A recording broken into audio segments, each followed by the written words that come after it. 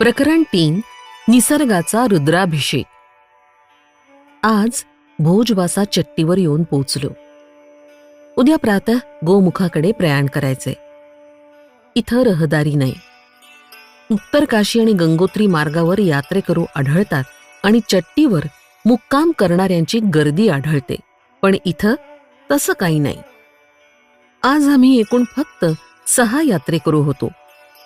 सर्वांनी आपलं भोजन बरोबर आणलंय. ही भोजवासाची चट्टी नावाचीच आहे. इथे अन्य चट्टींसमान सुखसोयी नाहीत. समोरच्या पर्वतावर दृष्टी टाकली तर असं जाणवलं की जणू स्वयं नगराज हिमागिरी आपल्या करकमलांनी भगवान शंकरांवर जलांचा अभिषेक करत पूजा करत आहे. हे दृश्य फारच अद्भुत आणि रमणीय होतं. खूप उंचावरून एक पातळशी जलधारा खाली कोसळत होती. खाली निसर्ग निर्मित शिवलिंगावर ती जणू अभिषेकच करते असं वाटत होतं. जलधारा खाली कोसळताना पांढऱ्या शुभ्र तुषारांचं रूप घेई आणि सप्तरंगी इंद्रधनुष्य प्रकट होई. असं वाटे की साक्षात भगवान शिव विराजमान आहे तिथं आणि त्यांच्या मस्तकावर आकाशातून गंगा अवतरत आहे आणि देवता सप्तरंगी फुलांनी त्यावर वर्षाव करत आहे. हे दृश्य इतकं मुग्ध करणारं होतं की मनास समाधानच वाटेना. अंधकार पडून ते दृश्य दिसेनासं होईपर्यंत पाहतच राहावंसं वाटलं. सौंदर्य म्हणजे आत्म्याची तहान होय. पण ते कृत्रिमतेच्या चिखलात कसं उपलब्ध व्हावं? या पर्वतीय सृष्टी सौंदर्याची चित्र लोक घराच्या भिंतींवर टांगून दुधाची तहान ताकावर भागवतात. पण निसर्ग सौंदर्याचा जो झरा खळाळत असतो तो प्रत्यक्ष अनुभवण्याचा प्रयत्न करत नाही. इथं साऱ्या मार्गांवर सौंदर्य विखुरलंय. नगाधिराज हिमगिरी सौंदर्याचा सागर म्हटलं जातं. त्यात स्नान करण्यानं आत्म्यात एक सुखद रोमांच उसळतो. मन म्हणतं या अनंत असीम सौंदर्य राशीत स्वतःला हरवून का टाकू नये. आज पाहिलेली दृश्य निसर्ग सौंदर्याचा एक चमत्कार होता. पण आमची दृष्टी त्यात एका दिव्य दर्शनाची झलक अनुभवत होती. जणू साक्षात भगवान शिवांचा साक्षात्कार व्हावा. या आनंदानुभूतीत आज अंतःकरण ओसांडून जातंय. हा रसास्वाद अंशरूपातही माझी लेखणी शब्दबद्ध करू शकली असती तर जे इथे प्रत्यक्ष नाहीत त्यांना एवढा आनंद झाला असता की त्यांनी आपल्या भाग्याची प्रशंसाच केली असती. मैलाचा दगड. आज पुन्हा तीच अडचण उत्तर काशीतल्या सुरुवातीच्या 2 दिवसांप्रमाणे आली. भटवाडी चट्टीपर्यंतचा रस्ता रुंदीकरणाचं काम सुरू होतं. त्यामुळे मैलांचे दगड त्या 2 दिवसात दिसलेच नाही. मार्गात उंच चढण उतरण थोड्याच वेळेत थकवून सोडत होती. घनदाट जंगलाचं निसर्ग सौंदर्य तर खूप विलोभनीय. पण रोज ते 24 तास पाहत राहण्यामुळे त्यात आता पूर्वीचं आकर्षण वाटेनासं झालं. निर्जन अरण्यात एकटेपणाचा प्रवास सुद्धा कंटाळवाणा आणि नकोसा वाटायचा. सतत गर्दी गोंधळात व्यस्त असणाऱ्यांना नीरव एकांत सुद्धा कष्टप्रद वाटतो. एकांतवास आणि कठोर परिश्रम मनाला आणि शरीराला थकवा आणतात. तेव्हा एकच जिज्ञासा मनात उठते की अजून किती प्रवास करायचाय. किती प्रवास संपला. थोड्या वेळपर्यंत चालल्यानंतर समोरून येणाऱ्यांना विचारायचं, अजून पुढची चट्टी किती दूर आहे. त्यावरून अंदाज करायचा की अजून किती दूर जायचंय ते.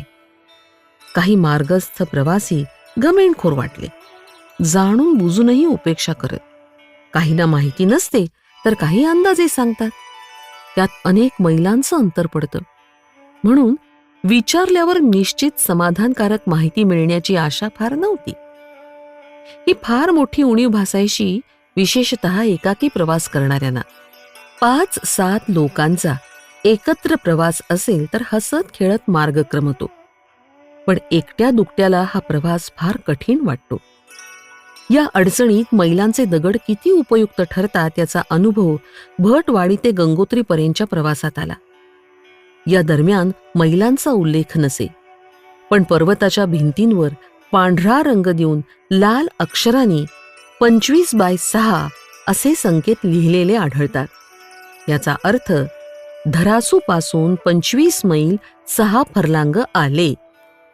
मागील चट्टीवर कोणता मैल होता, पुढील चट्टीवर कोणता मैल पडेल, ही माहिती नकाशाच्या आधारेच कळते. या जनशून्य अरण्यात हे फरलांगाचं अंतर दर्शवणारे दगड फारच मार्गदर्शक साथीदार वाटायचे. त्यायोगेच मार्गक्रमण होतं. एक फरलांग गेला की दुसऱ्याची आशा लागून राहते. तो आला की समाधान वाटतं. आता इतकं चालून आलंय, इतकी मजल अजून गाठायची आहे असं. आज पुन्हा गंगोत्री ते गोमुख मार्गावर मैलाचे फरलांगाचे दगड नव्हते. त्यामुळे उत्तरकाशी सुरुवातीला जशी अडचण वाटली तशीच गैरसोय झाली. गंगोत्री ते गोमुखाचा 18 मैलांचा रस्ता फार कठीण वाटला. एकतर फारच दुर्गम आणि पुन्हा मैल फरलांगदर्शक मित्रांचा अभाव. मार्गदर्शकाचं तर नावच नको. या प्रसंगी हे लिहिताना ही स्मृती फारच तीव्रपणे जाणवते. मनात विचार आला की मैलांचा दगड किती तुच्छ वाटतो. त्याची किंमत, योग्यता, सामर्थ्य, विद्या, बुद्धी सर्वच उपहासास्पद. पण तो आपल्या नियत आणि निश्चित कर्तव्यासाठी योग्य जागी पाय गाडून उभा राहतो. दूर जाण्याचं नाव घेत नाही. त्याचं काम एवढंच की मुक्कामापासून मैल फरलांग अंतर सांगणं, एवढंच. एवढी जनसेवा करण्यासाठी त्यानं स्वतःला गाडून घेतलंय. दगडाचा हा तुकडा आणि त्याची ही क्षुल्लक वाटणारी सेवानिष्ठा किती उपयुक्त ठरते. माझ्यासारख्या अगणित पथिकांना ती केवढी मार्गदर्शक आणि अनिश्चितता दूर करणारी ठरते. दगडाचा लहानसा तुकडा मार्गदर्शक ठरू शकतो. रॉकेलचा 1-2 पैसे किमतीचा दिवा प्रकाश देऊन रात्रीच्या अंधकारात संकटमोचक बनून इतर जनांच्या जीविताचं रक्षण करू शकतो.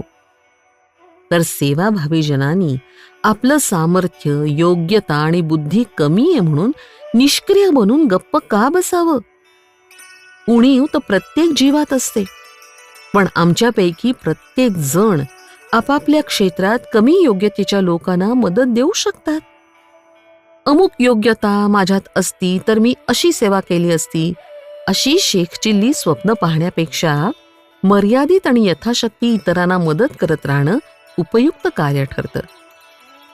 मैलांचा दगड फक्त धरासू ते गंगोत्री एवढं अंतर जाणतो, तेवढंच तो सांगू शकतो. पण त्याची ही सेवा कमी महत्वाची आहे का? त्याच्या अभावी उत्तर काशी ते भटवाडीपर्यंत किती त्रास वाटला. पुढे किती जायचे हे सांगून तो किती आशा उत्साह निर्माण करू शकतो. या सुखद विचारानंच त्याचा अभाव मनात चलत राहिला. आमच्यात कितीतरी लोक आहेत जे मैलांच्या दगडांपेक्षा अधिक जनसेवा करू शकतात. पण आत्मविश्वास, निष्ठा आणि आहे त्या शक्तीनिशी उपयुक्त कार्यात स्वतःच झोकून घेण्याची तयारी असेल तरच आमची उपयुक्तता कृतार्थ होण्याची संधी प्राप्त होईल. आपले आणि परके. सततच्या प्रवासामुळं पायांना घट्टे पडले. आज काळजीपूर्वक पाहिलं तर पायांना जवळजवळ 10 लहान मोठे छाले झालेले आढळले. कापडी नवा जोडा पायात घातला होता. पण त्या भल्या माणसानंही 2 जागी जखमा केल्या होत्या. त्या छाल्या जखमांपैकी काही कच्चे आणि पांढरे शुभ्र होते आणि ज्यात पाणी जमलं होतं ते पिंगट रंगाचे बनले. चालताना वेदना होत, दुखायचे. वाटलं की पांढरे पिवळे दात दाखवून पाय चालण्यास लाचारी दाखवत होते. पण ध्येय अजून दूर होतं. गुरुपौर्णिमेपर्यंत कोणत्याही स्थितीत नियोजित स्थानी पोचायचं आहे. पायाने आत्ताच नकार दिला तर काय होणार? लंगडेपणानं काल तर कसे बसे चालत राहिलो, पण आज फार त्रास वाटतोय. 2-3 छाले फुटले, जखमा वाढतायत. त्या जास्त वाढल्या तर चालणं कठीण होईल आणि चालणं अशक्य झालं तर वेळेवर इष्टस्थानी पोचणं कसं शक्य होईल? त्या काळजीनं दिवसभर खेद वाटत राहिला. अनवाणी चालणं सुद्धा कठीण वाटे. संपूर्ण रस्त्यावर दगडांचे खडे असे पसरले होते की तिथं पाय पडला तिथंच काटा बोचल्यासारखं वाटे. मग एक उपाय केला. धोतर अर्ध फाडून त्याचे 2 तुकडे केले आणि ते पायांवर बांधले. जोडे काढून पिशवीत ठेवले. काम चलाऊ उपाय झाला. हळूहळू मार्ग संपू लागला. एकीकडे पाय आपलेच असून अडल्या वेळी नकार घंटा वाजवत आहेत, दुसरीकडे ती बांबूची बिचारी काठी न जाणो कुठे जन्मली, कुठे वाढली, कुठून हाताशी आली, सख्ख्या भावासारखी उपयोगात येते. चढायच्या जागी ती 3ऱ्या पायासमान काम करतीये. म्हाताऱ्या आजारी माणसाला सहृदय कुटुंबजन खांद्याचा आधार देऊन पुढे नेतात. तद्वत थकव्यानं शरीर फार दुर्बल बनतं तेव्हा ही काठी सखा बनून सोयऱ्या समान उपयोगी पडते. गंगनानी चट्टीपुढे पाऊस पडल्यानं पाय घसरायचा धोका वाटे. एका बाजूला पहाड तर दुसऱ्या बाजूला अगदी अरुंद रस्ता. त्या कठीण प्रसंगी या काठीनंच पावलोपावली जीवन मरणाचा पैलू सांभाळला. तिनंही जर पायाच्या जोड्यांप्रमाणे साथ सोडून दिली असती तर या ओळी लिहिणारी बोटं आणि लेखणी यांचा ठाव ठिकाणा सुद्धा लागला नसता. फार फार मोठ्या आशा अपेक्षेनं सोबत घेतलेल्या जोड्यांनी सुद्धा चावा घेतला. ज्या पायांचा भरोसा वाटायचा त्यांनी सुद्धा दात बिचकली. पण ती 2-4 पैशांची काठी इतकी कामास आली की कृतज्ञपणे तिचं गुणगान करत राहावं असं वाटलं. ज्यांना आपलं जिवलग सखा मानलं त्यांनी दगा दिला. यावर खूप खेद आणि खंत वाटली. पण दुसऱ्याच क्षणी परक्या वाटणाऱ्या या काठीची आत्मीयता आणि निष्ठा जाणवली. मनाच्या प्रसन्नतेनं मुखमंडळ उजळलं. ज्यांनी अडचण निर्माण केली त्यांच्या ऐवजी या काठीचे कौतुक का करू नये? तिच्याच उदार सहाय्यामुळे इथं पावेतो पोहोचता आलं होतं. आपलं आणि परकं याचा काय विचार करावा? त्या ईश्वराच्या दृष्टीत सर्वच आपले, सर्वच परके नाहीत का? स्वल्प संतोषीपणा. आज रस्ताभर या पहाडी जनांच्या कष्टमयी जीवनावर विचार तरंग सुरू राहिले. जिथे पहाडी भागात 4-4, 6-6 हात जमीन मिळणं कठीण, तिथं यांनी लहान लहान शेतं निर्माण केली. बैलांचा उपयोग तिथं कसा व्हायचा? कुदळीनं जमीन खोदून पेरणी केली जाते. पीक तयार झालं की पाठीवर लादूनच उंचीवरून घरापर्यंत आणायचं. तिथंच ठोकून पिटून अन्नधान्य तयार करायचं. जिथं झऱ्यांचं पाणी नाही तिथं फार खालून पाणी डोक्यावरून पाठीवर लादून आणायचं. इथं पुरुष मंडळी तर फार विरळ दिसतात, पण शेतीवाडीचं सारं काम स्त्रियाच पूर्ण करतात. उंच पहाडावरून गवत, लाकूड, इंधन तोडून आणण्याचे परिश्रम स्त्रियाच करतात. जेवढा प्रवास आम्ही करतो आणि थकून जातो त्यापेक्षा कितीतरी अधिक चढणं, उतरणं आणि परिश्रम त्यांना करावे लागतात. मनोरंजनाचं नावच नाही. कुठे हाताने कापलेले, लोकरीचे बनवलेले, कुठे सुती फाटके तुटके कपड्यांनी शरीर रक्षण, पण तरी किती प्रसन्न. शेतात काम करणाऱ्या स्त्रिया एकत्र येऊन गीत गातात. त्यांची भाषा न कळल्यानं गीतांचा अर्थ समजणं अशक्य होतं, पण त्यांच्या मुखावर आणि गाण्यात जो उल्हास, उत्साह जाणवायचा तो समजण्यात काहीच अडचण नव्हती. मनात भावतरंग सुरू झाले की आपल्या सखल नागरी भागातील जीवननिर्वाहाची सुखसाधनं यांच्या तुलनेत कितीतरी पटीनं विपुल, सहज धन, संपत्ती, शिक्षण, सुखसोयी, भोजन, घरं सारं काही सहज उपलब्ध आणि कष्टसुद्धा तुलनेनं कमीच. तरीही त्यांना दुःख, असंतोष वाटतो. लोक सतत रडगाणीच गाताना आढळतात. उलट हे पहाडातील लोक पहा, कष्टकरी जीवन जगताना अगदी स्वल्प साधनांनी सुद्धा शांतीपूर्वक जीवनाचा आनंद घेत आहेत. इतकं अंतर का पडावं? असं वाटतं की सतत असंतुष्ट राहणं ही एक रोगट मनोवृत्ती आहे. ती सुख साधनांपेक्षा लोभ तृष्णांवर आधारित आहे. साधन वैपुल्यानं तृष्णा भागत नाही, सुरसे समान तोंड वाढवतच असते. तसं नसतं तर या पहाडी लोकांपेक्षा अनेक पटींनी सुख सुविधा प्राप्त आमचे नागरीजन असंतुष्ट का राहावे? आणि अल्प साधनांनी ही पहाडी माणसं हसत खेळत नाचत गात जीवन कसे घालवतात? जीवनात विपुल साधनं असणं ठीकच, पण ती प्राप्त करण्याचा पुरुषार्थ करणंही उचित. त्यापायी अशांत आणि असंतुष्ट का बनावं? ईश्वरी उपहारांचा तिरस्कार का करावा? सभ्यतेच्या आंधळ्या शर्यतीत अधिक गरजा, अधिक खर्च आणि अधिक असंतोषाचा जो मार्ग आम्ही नागरी सभ्यजनांनी धरलाय तो उचित नाही. ही पहाडी आणि मागास वाटणारी जनता या तथ्याचं दर्शन घडवते. घनघोर गर्जना करणारी भैरव घाटी. आज भैरव घाटी ओलांडली. तिबेटातून व्यापार करण्यासाठी तेलंग घंटीचा रस्ता तिथून जातो.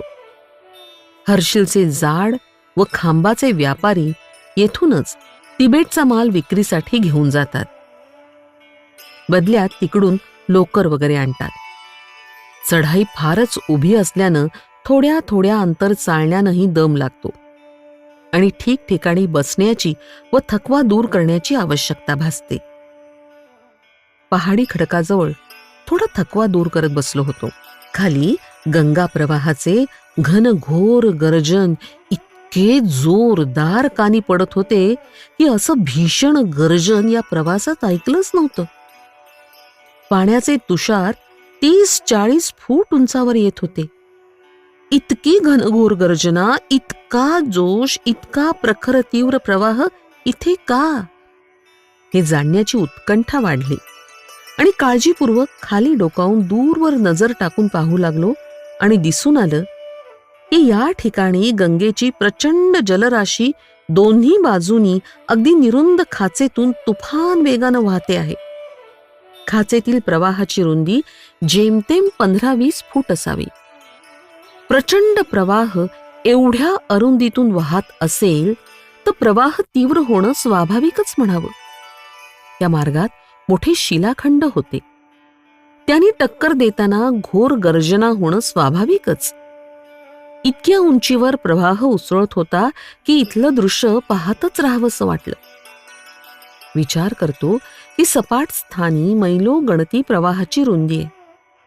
तिथं जलधारा संथ गतीनं वाहते. तिथल्या प्रवाहात ना प्रचंडता ना तीव्रता, पण या अरुंद जागेतून प्रवाह वाहतोय म्हणून त्याची गती इतकी तीव्र झालीय. मानवाचं जीवन देखील विभिन्न क्षेत्रात विभागलं गेलं तिथं ते सुखी वाटतं. त्यात काही वैशिष्ट्य भासत नाही. पण एखादा ध्येयवेडा मनुष्य सीमित क्षेत्रात आपल्या साऱ्या शक्ती केंद्रित करतो तेव्हा त्याच्याद्वारे विलक्षण कार्य घडताना आढळतात. माणसानं आपलं कार्यक्षेत्र मर्यादित केलं तर तो सुद्धा इथल्या उसळत्या गंगा प्रवाहासमान वेगवान होणार नाही का? जलप्रवाहात अडथळे आणणारे शिलाखंड पाण्यास टक्कर घेण्यास भाग पाडत होते आणि याच संघर्षामुळे घनघोर गर्जना ऐकू यायची. लहान लहान कापसाचे पुंजके पहाडाच्या उंचीवर उसळत होते. विचारचक्र सुरू झालं की जीवनात संकट आणि प्रतिरोध नसेल तर व्यक्तित्वात वैशिष्ट्य प्रकट होणे अशक्यच आहे. टक्कर व विरोधातून विकासाची शक्ती निर्माण होते हा एक ठाम सिद्धांत आहे. ऐशोआरामाच्या विलासी जीवनातून निर्जीवत्व व्यक्त होते. कष्ट, सहिष्णुता, तितिक्षा, तपश्चर्या आणि प्रतिरोधांमध्ये खिन्न व निराश न बनता वीरवृत्ती धारण केली तर त्याचं यश दूरपर्यंत भैरव घाटीच्या गर्जनेसमान गर्जना करून दश दिशांना ऐकू येईल. त्याचे विलक्षण व्यक्तित्व उंच फवारे बनून दूरवर दिसेल. गंगामाई टक्कर घेऊन अशी प्रबल प्रवाहानं वाहते की ती आपला मार्ग आपणच निर्माण करते. आमची अंतश्चेतना सुद्धा अशीच प्रबल वेगानं वाहत असती तर व्यक्तित्व विकासाची केवढी बहुमोल सुवर्ण संधी हाती लागली असती. सरळ आणि वाकडे वृक्ष. मार्गावरील घनदाट असे चीड आणि देवदाराचं वन पार केलं. हे वृक्ष किती उंच आणि सरळ वाढतात हे पाहून प्रसन्नता वाटते.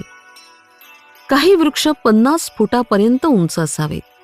सरळ आणि उंच उंचावत गेले, जणू उतरणीवर गठ्ठे गाडले असावेत. त्यांची रुंदी आणि मजबूती सुद्धा भरपूर असते.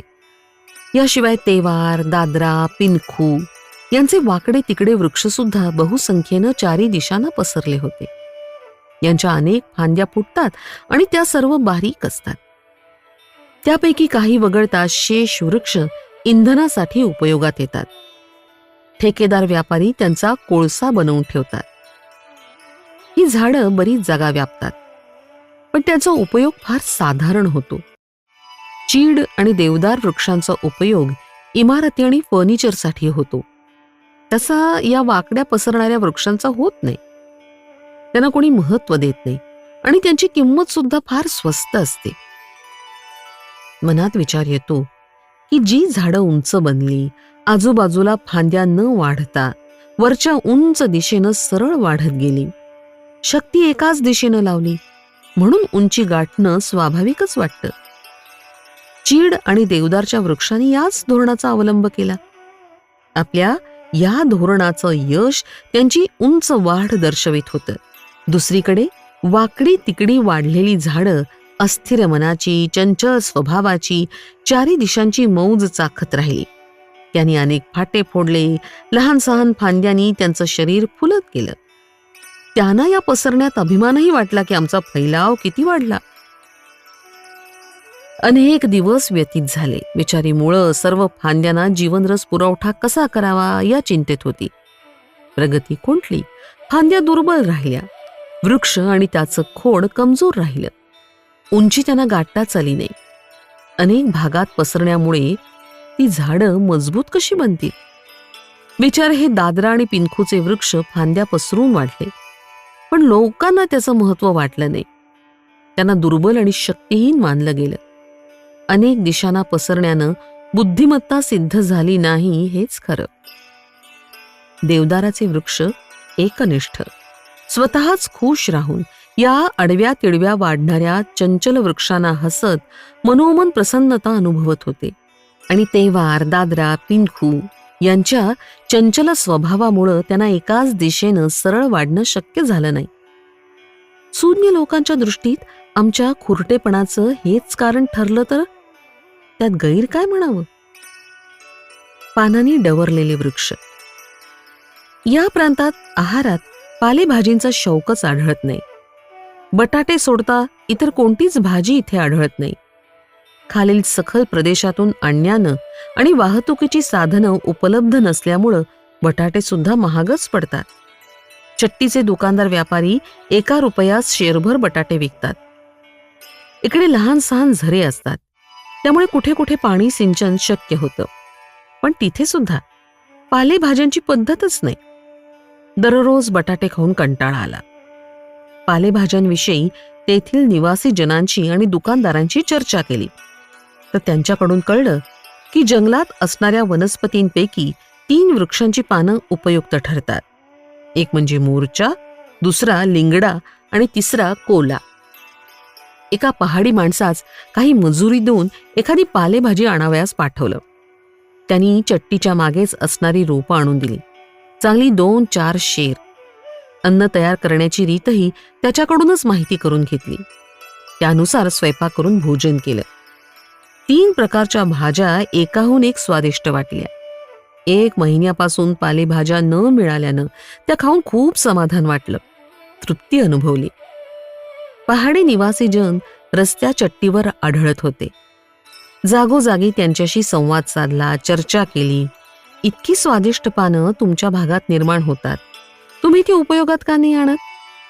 पानांनी डवरलेली झाडं या पहाडी जनांना त्याचं महत्व कळलं नाही, म्हणून त्यांचा लाभ यांना घेता आला नाही. एखाद्या वस्तूचं ज्ञान झालं तरी त्याहून महत्वाचं म्हणजे त्याचा उपयोग लक्षात घेणं आणि प्रभावित होणं होय. आपल्या सभोवतालीही अशी अगणित भव्य दिव्य तथ्य आहेत की त्यांचा उपयोग कळला तर त्यांचा लाभ घेता येतो. ब्रह्मचर्य, व्यायाम, ब्रह्ममुहूर्तावर उठून स्नान, संध्यावंदन, वेळेचा सदुपयोग, सात्विक आहार, नियमित दिनचर्या, व्यसनांपासून दूर राहणं, मधुर भाषण, शिष्टाचार अशा अनेक गोष्टी आहेत ज्यांचा उपयोग आपल्याला आनंदवर्धक ठरतो. या व्यवहारात आणणं कठीण नसतं. तरीही आमच्यापैकी कित्येक जण त्यांची उपेक्षाच करत असतात. पहाडी जनता पालेभाजीचा उपयोग जाणत नाही, उलट त्यांची निंदाच करतात. हे योग्य नाही वाटलं. आमच्या सभोवताली अनेक उपयुक्त पदार्थ असतात, पण आम्ही तरी त्यांचा लाभ कुठे घेतो?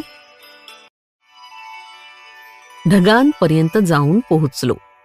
आज प्रातःकाळपासूनच पाऊस पडतो आहे. तसं पाहता पर्वतांच्या शिखरांवर फिरणारे ढग रोजच दिसत असतात, पण आज ते फारच खाली आले होते. जी घाटी ओलांडली ती समुद्र सपाटीपासून 10,000 फुटांच्या उंचीवर होती.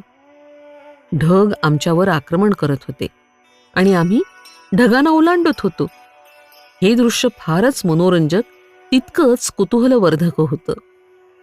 पिंजलेल्या कापसाच्या मोठ्या पर्वतासमान वाफेचे हे ढग निर्भय बनून आमच्यापर्यंत येतात. घनदाट धुक्यासमान एक शुभ्र अंधार आपल्या चारी दिशांना घेरून टाकतो. कपड्यांमध्ये ओलसरपणा निर्माण होतो. शरीर सुद्धा ओलं होतं. पाऊस पडताना अगदी जवळून दिसतं कशा प्रकारे वाफेचे ढग पाण्याच्या थेंबात बदलतात. आपल्या घरात आणि गावात आपण ढग पाहतो तेव्हा ते फारच उंचीवर असतात. आमची आजी म्हणायची, जिथे ढग असतात तिथे देवता लोक असतात. हे ढग म्हणजे देवतांचं वाहनच असतं. यावर बसूनच ते इकडे तिकडे भ्रमण करत असतात आणि आपल्या इच्छित जागी वर्षाव करतात.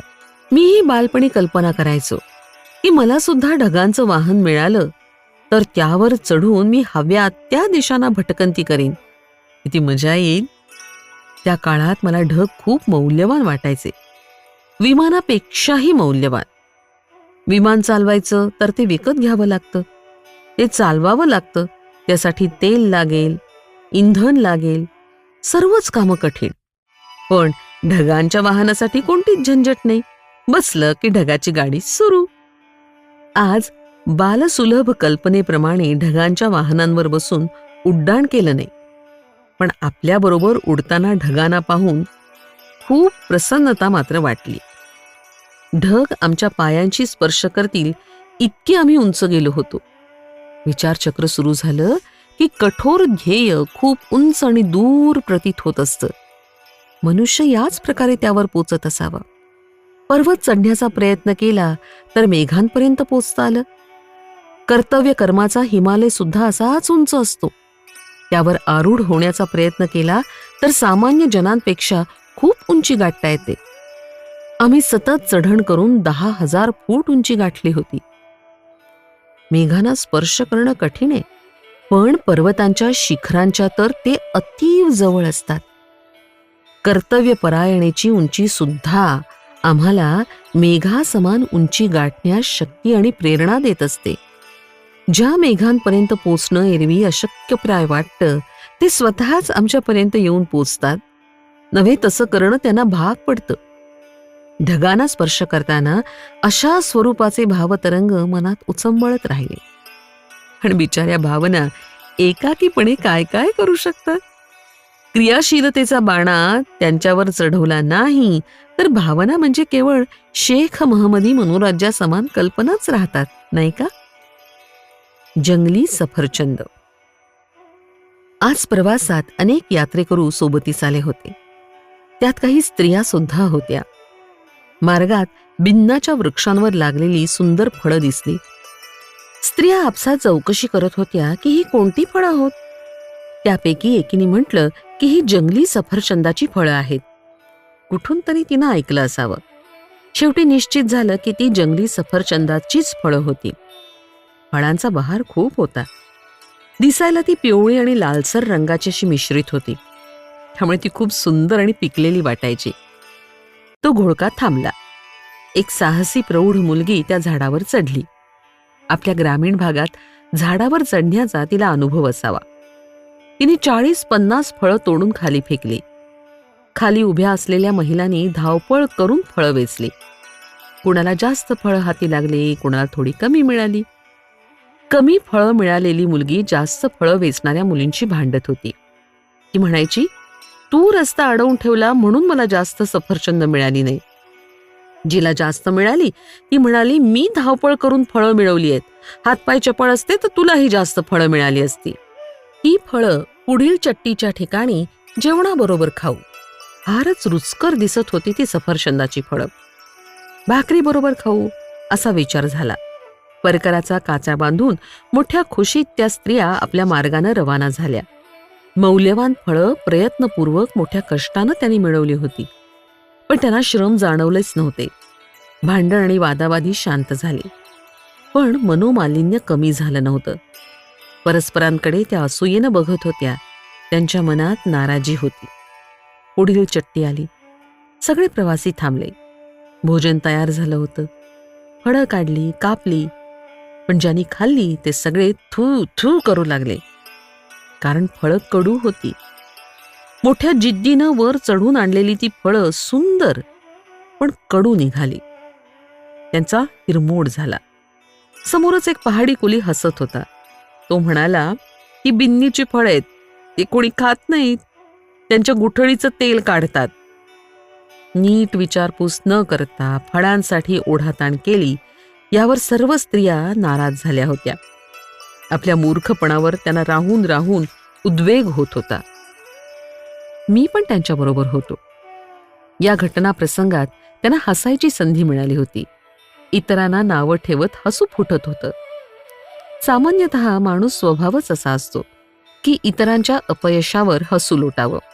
केवळ पिवळा धमक्क सुंदर रंग आणि त्याचं एकंदर रूप पाहूनच त्यांनी फळं रुचकर आणि गोड असतील अशी कल्पना करून घेतली होती. सौंदर्य आणि मधुरता यांचा अन्योन्य संबंध माननेच भ्रामक ठरते. यामुळे त्या स्त्रियांची फसगत झाली होती. त्यांना मनोमन शर्मिंद व्हावं लागलं होतं. शिवाय अकारण आपसात भांडण तंटे पदरी पडले होते.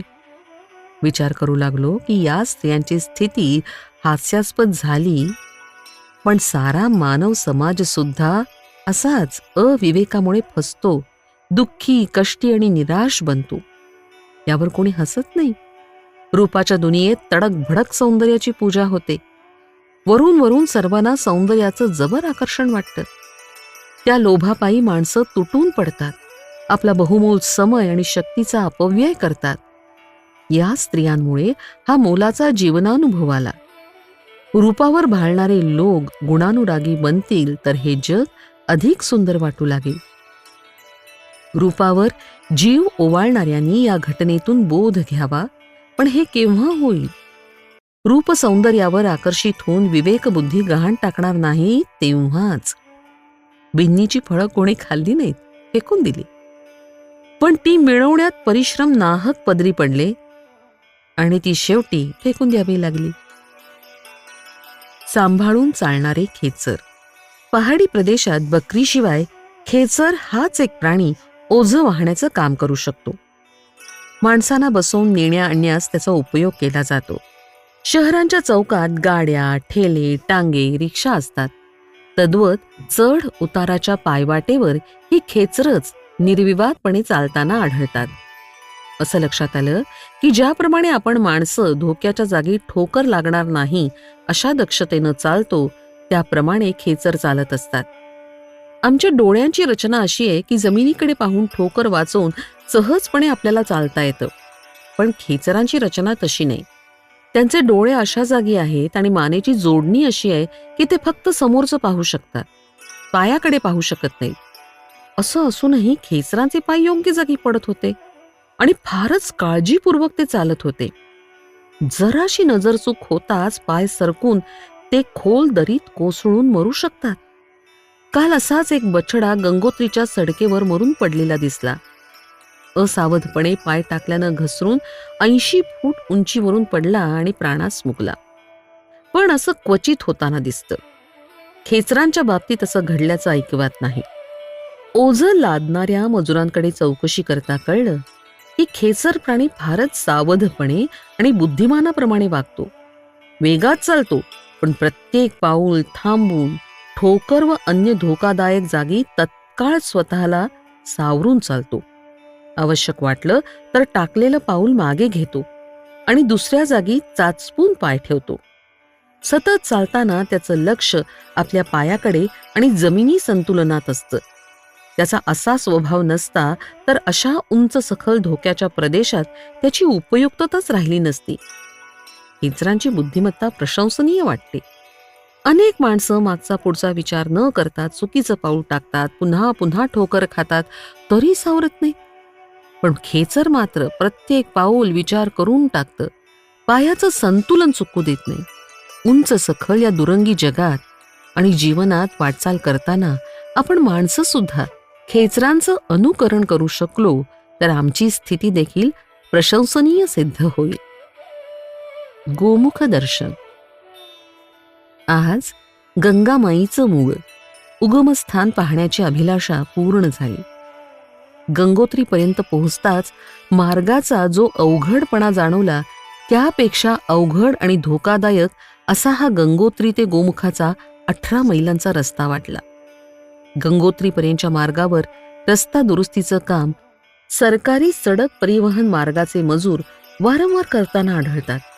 पण त्यापुढचा हा मार्ग तुरळक रहदारीचा असल्यामुळं सुधारणा करण्यास कोण जाणार?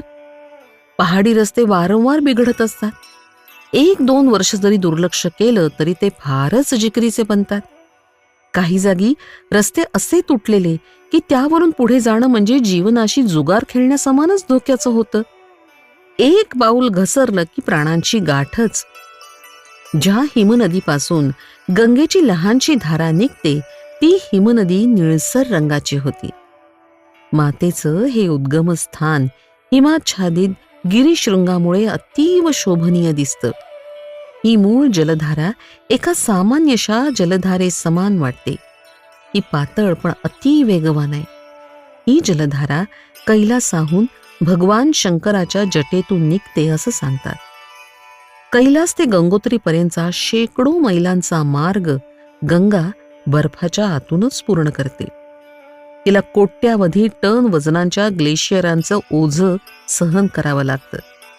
या कारणानंच ती अति वेगवान बनते. काही असो, भाऊक जनांना ही धारा मातेच्या छातीतून निघणाऱ्या दुधासमान भासते. तिचं पान करून तिच्यातच विलीन व्हावं अशी इच्छा प्रबळपणानं उठते. गंगा लहरीचे रचनाकार कवी पंडित जगन्नाथ मिश्र यांच्या मनात अशीच इच्छा उद्भवली आणि गंगामाईच्या स्तवनाचा एक एक श्लोक रचत त्यांनी एक एक पाऊल टाकलं आणि ते अंतिम श्लोकानं भावावेशानं मातेच्या उदकात विलीन झाले. असं म्हटलं जातं की स्वामी रामतीर्थांनी देखील अशाच भावावेशात गंगेत उडी घेतली, जलसमाधी प्राप्त केली. आपली उत्कंठा आणि कड मी गंगाजलाचं स्नान आणि पान करूनच शांत केली. सर्व मार्गभर मनातला उत्साह आणि भावावेश गंगाजलाच्या लहरींसमान उसळत राहिला. विविध भावविचार येत जात राहिले. मात्र यावेळी आलेला एक विचार इथं नमूद करण्याचा मोह आवरला जात नाही म्हणून लिहून ठेवत आहे. विचार असा की इथं गंगा गोमुखाजवळ एक लहानशी धारा आहे. पुढील मार्गात तिला हजारो झरे, ओहोळ, लहान मोठ्या नद्या मिळतात. त्यापैकी काही तर बऱ्याच मोठ्या आहेत. त्यांच्या संयोगानंच ती इतकी विशाल आणि विस्तीर्ण बनली. तिचं विराट दर्शन हरिद्वार, कानपूर, प्रयाग इत्यादी मैदानी क्षेत्रात दृष्टीस पडतं. या धारेतून मोठे मोठे कालवे काढले. गोमुखातील पाणी यांच्यापैकी एकी इतकंही नाही. मार्गात या इतर प्रवाहांचं सहकार्य आणि संयोग लाभला नसता तर 150 मैलातच मातीनं गंगेला शोषून कोरडे खट्ट करून सोडले असते. पुढे जाण्याची संधीच तिला लाभली नसती. गंगामाई महान आहे, थोर आहे, उदार आहे. श्री ज्ञानदेवांसमान संत श्रेष्ठांनी तिचे स्वभाव वैशिष्ट्ये आपल्या काव्यमंत्र शब्दात ज्ञानेश्वरीमध्ये सांगितले आहे. फेडित तीरींचे आर्त, पुरवित तीरींचे पादप, समुद्रा जाय आप गांग जैसे. तिनं मार्गातील नदी नाल्यांना आपल्या हृदयाशी लावून सामावून घेतलं, प्रेमबंधनात कायमचं बांधून घेतलंय. गावीचे होते लेंड ओहळ, गंगेसी मिळता गंगाजळ. तिनं त्यांच्या गुणदोषांची पर्वा न करता सर्वांना उदारपणे आपल्या उदार पोटात जागा देऊन आपलं पावित्र्य प्रदान केलं. जिच्या हृदयात आत्मीयता, स्नेह, सौजन्य अगाध प्रमाणात आहे, तिला जलराशींची उणीव कशी भासणार? दीपक स्वतः जळतो म्हणून पतंग सुद्धा स्वेच्छेनं त्याबरोबर आत्मदहनास उद्युक्त होतात. परोपकारार्थ गंगामाता जगात शीतलता व पावित्र्य फैलावण्यास तयार आहे, तर नदी नाले तिच्यात आपली आहुती का नाही देणार? भगवान बुद्ध, येशू ख्रिस्त यांच्या आत्म्यात किती अगणित आत्म्यांनी आपली आहुती दिली हे सर्वश्रुत आहे. गंगेची पातळी सर्वात खाली आहे, म्हणून नदी नाल्यांचं तिच्यात विसर्जन होणं शक्य झालं. तिनं स्वतःला खाली नेलं नसतं, आपली पातळी उंच ठेवली असती, तर त्या नदी नाल्यांना सुद्धा ईर्ष्या वाटून त्यांनी स्वाभिमानवश तिचा अहंकार स्वीकारला नसता. नदी नाले उदार आहेत, त्यागी आहेत हे मान्य, पण त्यांचा औदार्य आणि त्याग चरितार्थ करण्याची संधी गंगेनं त्यांना दिली नसती, नम्रता प्रकट केली नसती तर. अशी अनेक वैशिष्ट्ये गंगा मातेची आहेत. या एकाच महत्तेमुळं तिचं कार्य अभिनंदनीय ठरलंय. नदी, नाले, झरे आणि जलस्रोतांनी देखील आपलं वेगळं अस्तित्व कायम न राखण्याचं ठरवून वैयक्तिक महत्वाकांक्षा आणि कीर्तीचा लोभ आणि लालसा त्यागली नसती, तर त्यांना गंगाजलाचं अभिन्न अंग बनून पूज्यता आणि पावित्र्य प्राप्त झालं नसतं. त्यांनी सामूहिक एकत्रीकरणाचं महत्त्व ओळखलं, मिळून मिसळून कार्य करण्याचं महत्त्व जाणलं. याबद्दल त्यांचे किती आणि कोणत्या शब्दात अभिनंदन करावं हे कळत नाही. संघटनेत शक्ती असते हा सिद्धांत त्यांनी वाणीनं नव्हे तर कृतीनं सिद्ध करून दाखवला. यालाच कर्मवीरता म्हणतात. आत्मत्यागाच्या या अनुपम आदर्शात जितकी महानता आहे तेवढीच दूरदर्शिताही आहे. त्यांनी आपलं वेगळं अस्तित्व टिकवण्याचा मोह धरला असता, गंगेत विसर्जित होणं टाळलं असतं, तर निश्चितच त्यांचं नाव आणि अस्तित्व टिकलं असतं, पण ते फारच नगण्य, तुच्छ आणि उपेक्षित असतं. त्या स्थितीत त्यांना गंगाजलाची प्रतिष्ठा प्राप्त झाली नसती. गंगाजल पवित्र मानून आपल्या मस्तकी धारण करणं शक्य झालं नसतं. गोमुखावर आज ज्या पुनीत जलधारेत गंगा मातेचं मी स्नान आणि दर्शन घेतलं ते केवळ उगमाचं होतं. समग्र गंगेत तर हजारो जलस्रोत संघटित होऊन ती विशाल झालीये. म्हणून तर गंगा सागरानं तिचं स्वागत केलं. स्वतः पूजनीय ठरला आणि हजारो जनांकरता तीर्थ ठरला. गोमुखापर्यंत तर माझ्या समान मुठभर माणसंच पोचली असती. गंगा आणि नदी नाले यांच्या संघटित स्वरूपाचे महान शुभ परिणाम आजच्या आमच्या नेत्यांना आणि त्यांच्या अनुयायांना समजले. जनतेनं सामूहिक सामाजिकतेचं महत्त्व हृदयंगम केलं, तर अशीच पवित्र पापनाशिनी लोकतारिणी संघशक्ती प्रादुर्भूत होऊ शकेल, जशी गंगा मातेची आहे. तपोवनाचं मुख्य दर्शन. भगवती भागीरथीचं मूळ उगमस्थान गोमुखाचं दर्शन करून मी स्वतःला धन्य मानलं. एका विशाल प्रस्तरातील खाचेतून दुधाच्या समान स्वच्छ जलाचा उसळणारा प्रवाह, एवढंच गोमुख. जलप्रवाह अति वेगानं वाहतो. मध्ये येणाऱ्या दगडांवर टक्कर देऊन इतका उसळतो की पाण्याचे तुषार उंच उफाळतात. यावर सूर्याची सोनेरी किरणं पडतात. तेव्हा त्यांचं हे इंद्रधनुष्या समान रूप सुंदरच दिसतं.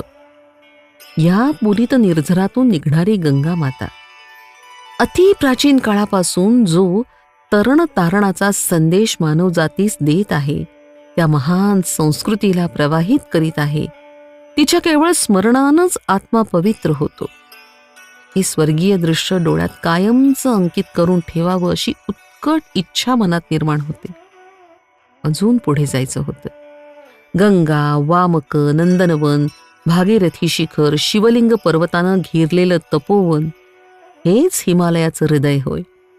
या हृदय क्षेत्रात अज्ञात रूपात राहणारे कित्येक उच्च कोटीचे आत्मे जगाच्या तारणार्थ आवश्यक शक्ती भांडार संचित करण्यात संलग्न आहेत. त्यांची चर्चा इथे उचित नाही आणि आवश्यकताही नाही. त्यामुळे त्याविषयींचा उल्लेख असामायिक होईल, म्हणून त्यावर प्रकाश टाकणं योग्य वाटत नाही. या स्थानापासून आमच्या मार्गदर्शकांनी पुढे पथदर्शकाचं काम केलं. अनेक मैलांची बिकट चढण पार करून तपोवनाचं दर्शन घडलं.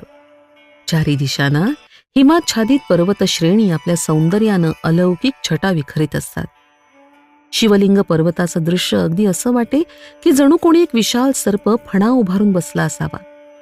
जे अंतरंगातील भावनेनं बघतील त्यांना भुजंगधारी भगवान शिवांचं दर्शन आपल्या प्रत्यक्ष चक्षुनी इथंच प्राप्त होऊ शकतं.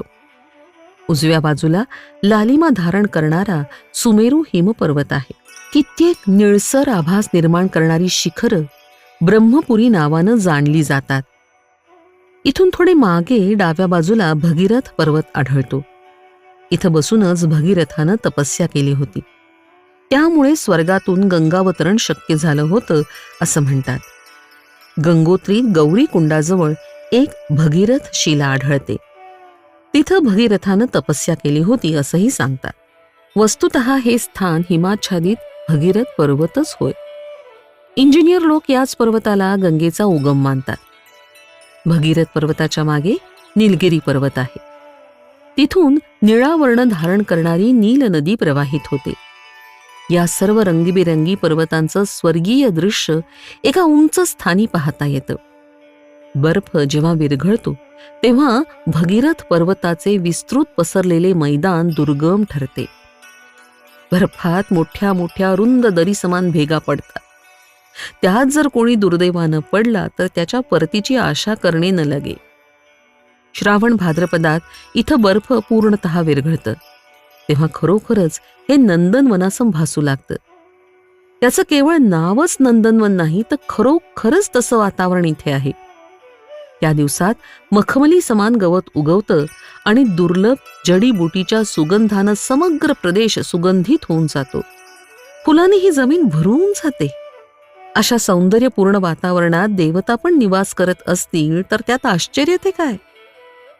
हिमालयाचं हृदय असणारं हे तपोवन जेवढं मनोरम आहे तेवढंच दुर्गमही आहे. शून्याच्या खाली तपमान जातं तेव्हा इतकी कडाक्याची थंडी पडते की ते पाहण्यासाठी कुणी विरळाच थांबण्यास समर्थ होतो. बद्रीनाथ, केदारनाथ या तपोवन तीर्थाच्या परिघात येतात. आज उपलब्ध मार्गानं बद्रीनाथ जवळजवळ 250 मैलांवर पडतं.